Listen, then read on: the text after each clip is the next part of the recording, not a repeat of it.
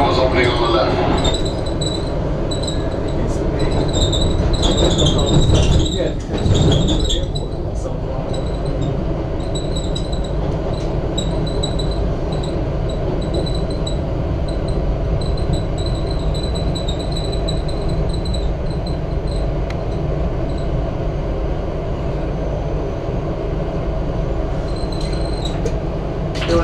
Spoon on train 2 has a road.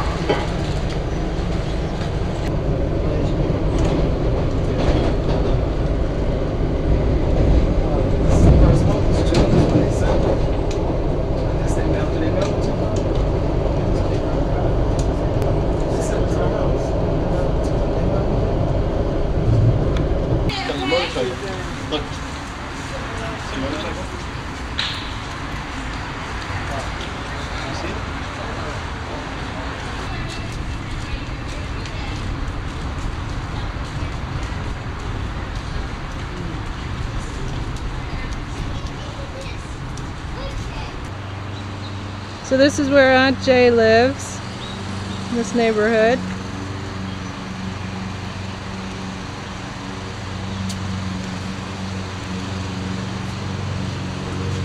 Hey Aunt Jay, what's up? No, don't do that. This young man in the upper left-hand corner? That's Henry. That's my the youngest. Mm-hmm. The one that's now in the nursing home. And this is in Brooklyn? Right. Yeah, that's behind him is the house we grew up in. A small piece of it you can see. Where was that? What's the address? About 32nd Street in Brooklyn. And who's this woman here?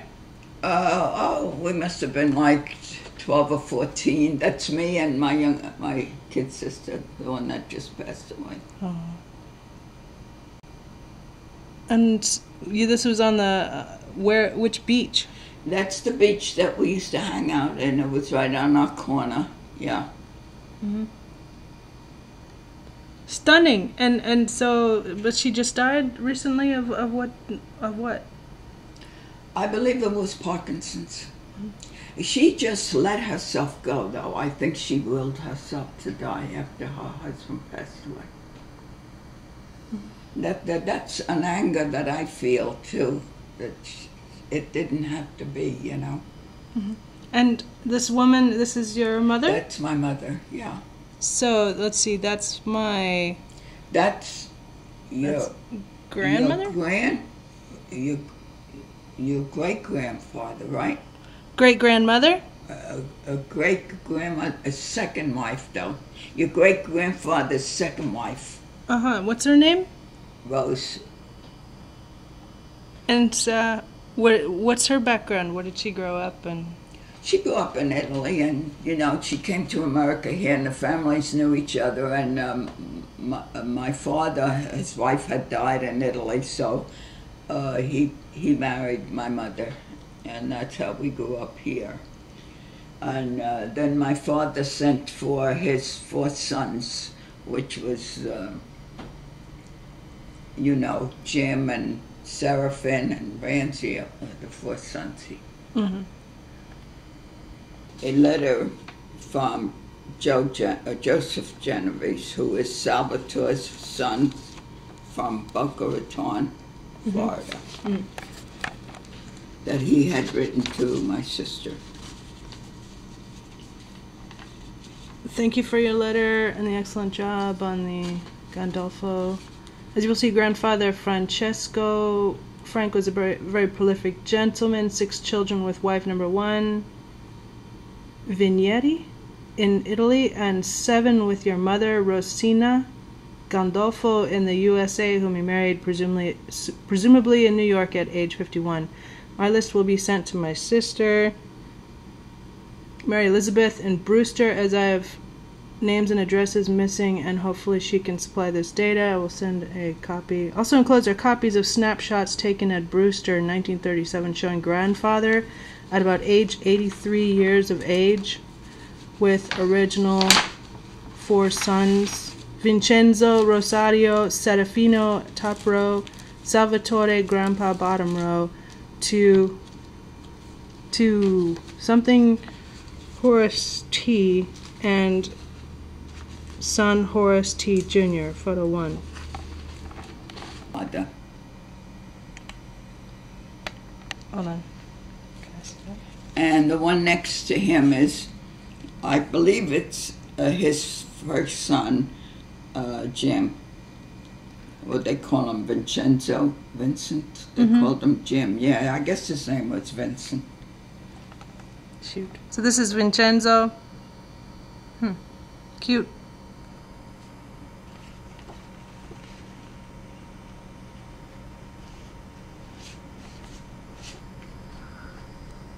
And who are the people in the background again? Look, you don't have to take that picture. Here, I have another one. It's Vincent's son, Rancio. Well, he's a babe. What did he do? Gee, I don't know. And in front of Rancio is Rancio's son. And are these people still around? No. What happened? What happened? They're from the first generation. Now, on the side, you see the two people, the two ladies there? Yeah. That's Rose Zond, that's Jim's oldest daughter. Rose Zond and her daughter, Rosemary.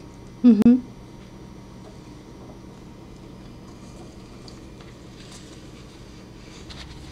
Photo 2 shows 4 generations, the top row Horace T. Father Vincenzo, bottom row Horace T. Jr., and grandfather to right Rose, Yeah, that daughter explains Vincenzo. this picture that you have. This was taken about what year? Who knows?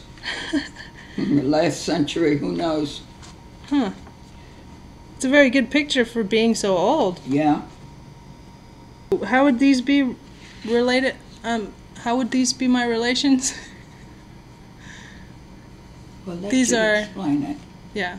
Yeah, I told you. Let me see. Let me get the picture. And so this is your great-grandfather. Yeah. Who is my father. Mhm. And the man behind him is your great-grandfather's first son, Jim, or Vincenzo. And this is Vincenzo's son, Rancio. And this is Rancio's son. So you have 3 generations right in there. Gotcha.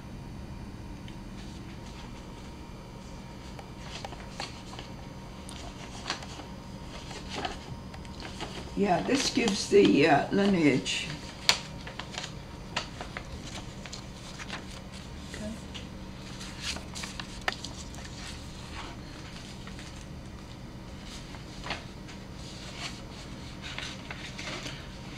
Francesco Genovese, Genealogical.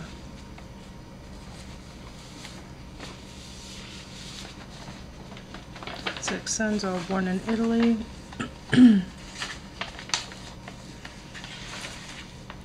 So my grandfather was born in Genealogical, right? I don't know. Oh, What does it say there? Well, it says they were all born in Italy. Yeah, they were. I know they were all born in Italy, but somebody asked me exactly what town, and I couldn't tell them. I didn't know. So what's the name of the town? It says Genealogical. I can't even pronounce it. Never heard of it.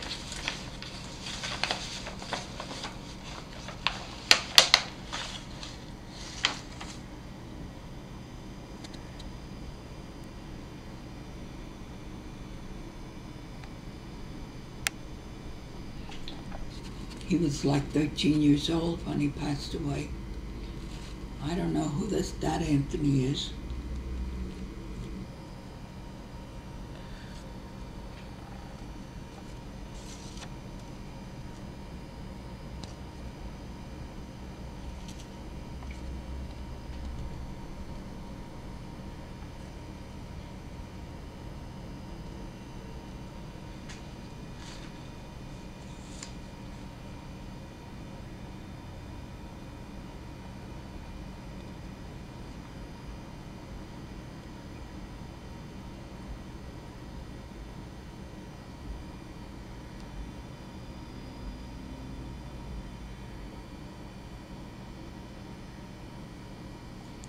This Frank Genovese Jr.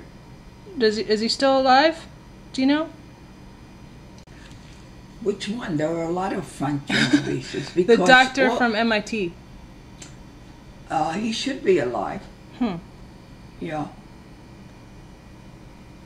He should, because he's the grandson of Vincenzo. Yeah, he's the grandson of Vincenzo. Because his father was named after my father, Vincenzo's father. Okay? Mm-hmm. And that's how then he was named after his father, who was happened to be Frank. Yeah, there are a lot of Frank Genoveses because they all named their first sons Frank.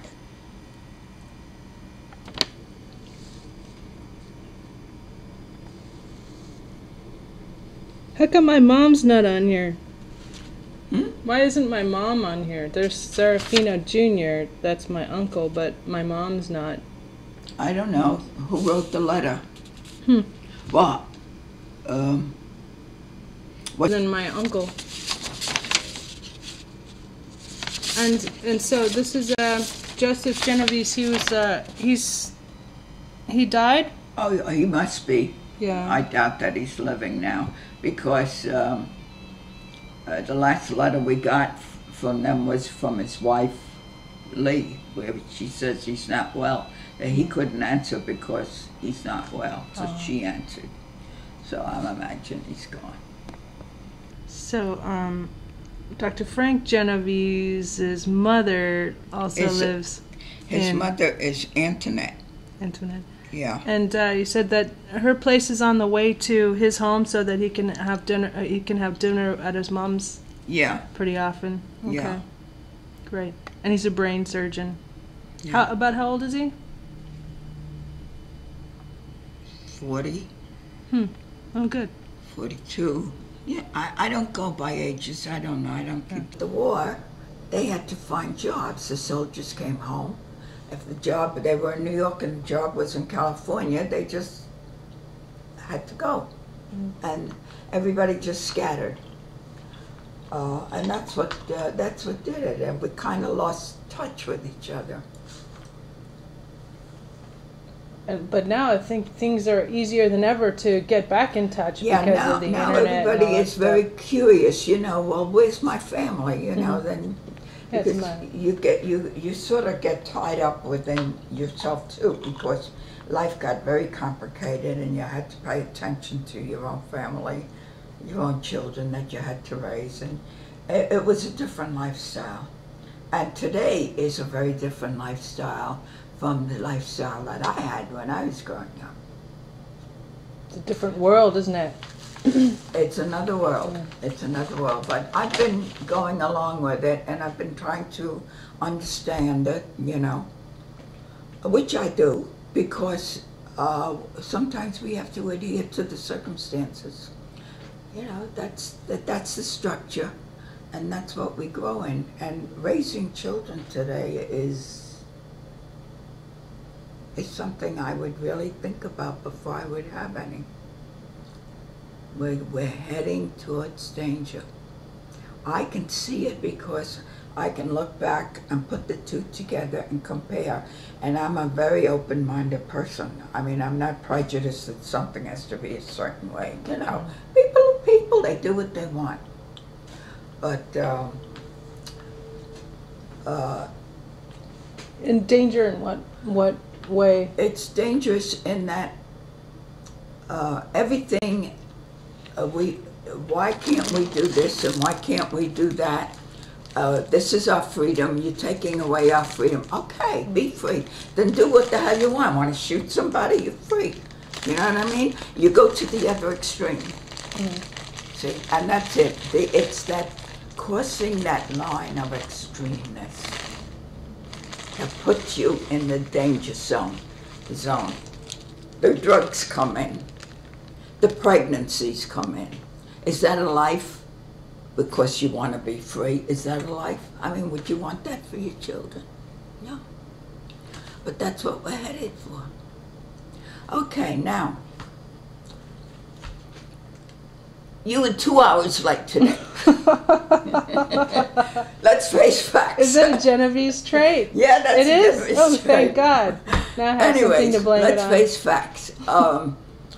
No sense wasting time on the computer. It isn't that I have a business and I have to, it's urgent with me. It's something I enjoy whenever I feel like getting into it.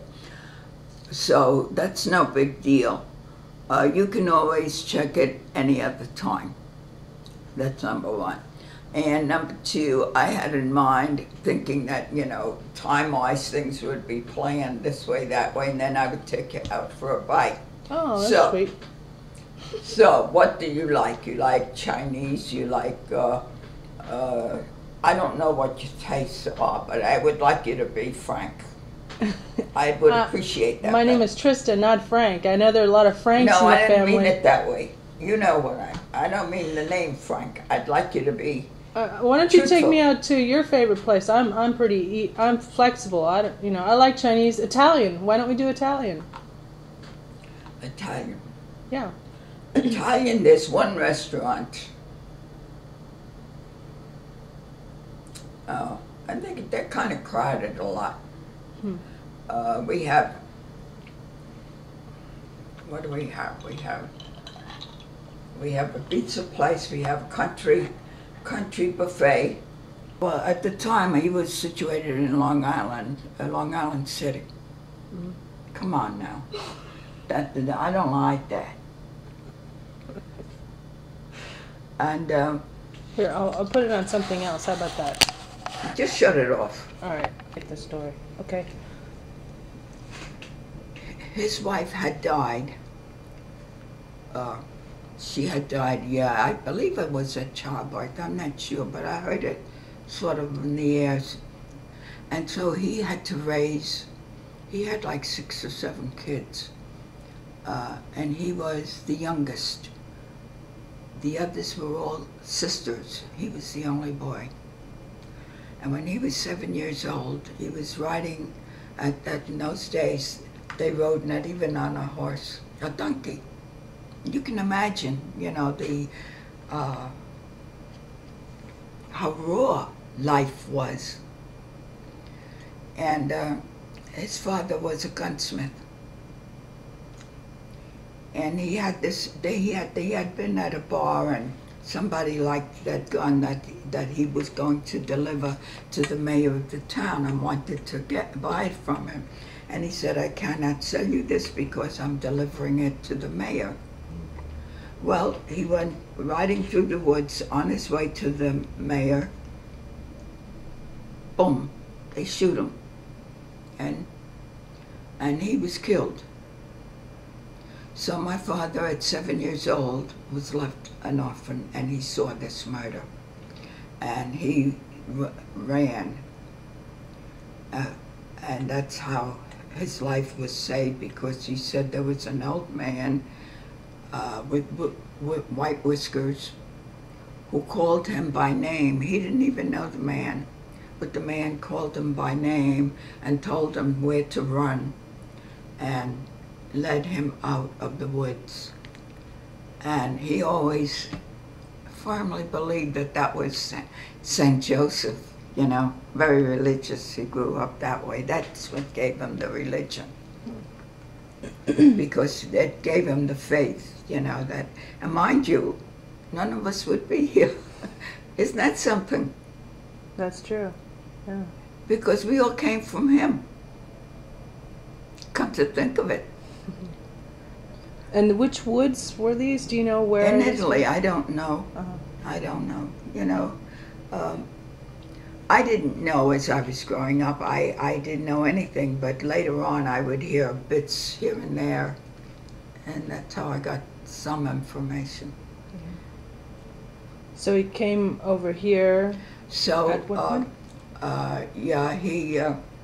he came here to America, and I think he landed in New Orleans because he came on his own, you see.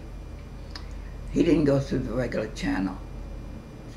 And he worked his way in other words, And that's all he did all his life, was just work with his two hands. You know, in Italy, they didn't have schools like we have here. I mean, there's no comparison.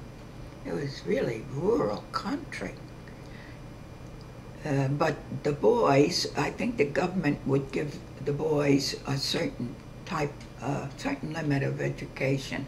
The girls were not going to school. No, real backward. Mm-hmm. Anyways, he was put in the patroon system. They didn't have foster care like we have here. I mean, you don't compare anything to America. You have to envision all this, that you're alone, and what you want to do, you do it all by yourself. You want to shoot somebody, that's your business. Or you want to be a helper or work, that's another your business. You do what you want, okay? Well, through this patroon system, he had to earn his living. They're not going to feed him for nothing. So these foster families that would take him in, would take him as a worker. And so he, like an apprenticeship. And so he learned, that's how he learned mechanics. And then, of course, it is in the genes, because I notice my brothers, when it comes to mechanics, it's like this for them. My nephews, my grandson, I give them machines and they pick it up. So he developed himself. And that's how he went into the macaroni machines, okay? Mm-hmm. And with his own two hands, he built himself up, and he manufactured the macaroni machines. He invented the automatic stop and go, and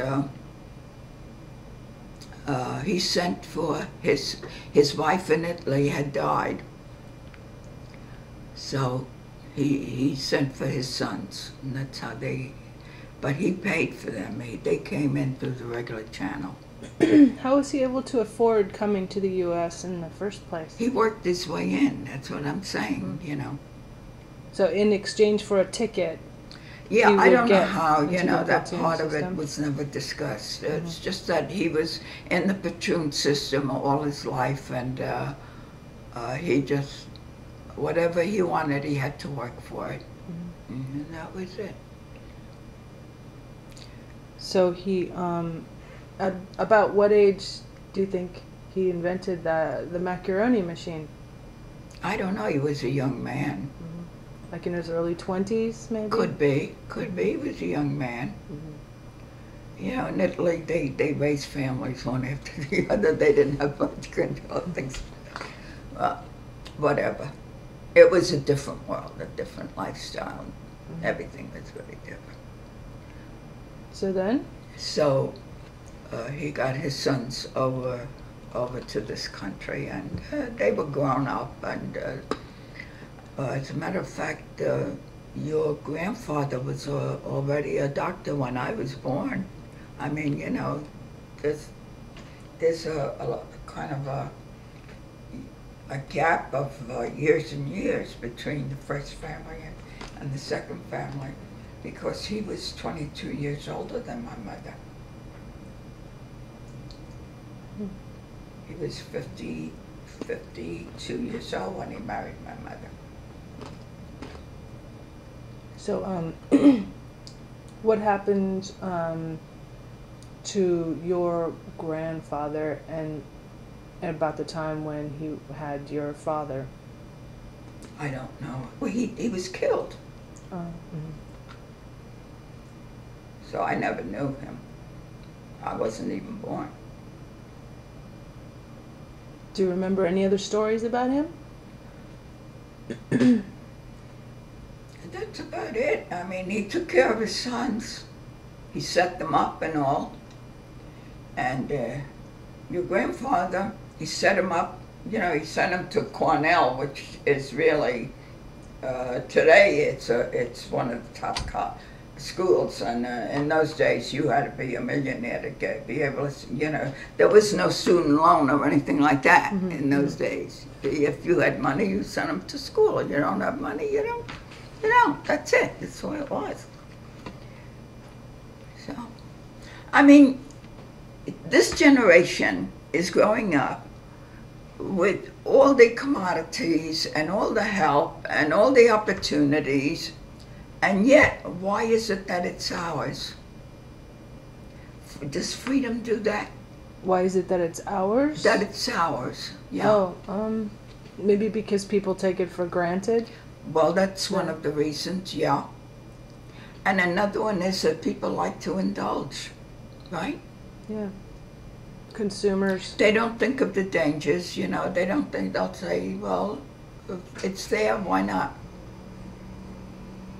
You know, if you have a gun there and you want to shoot somebody, you're going to use that gun. And maybe get famous or whatever as a result. Whatever. Mm-hmm. Either way.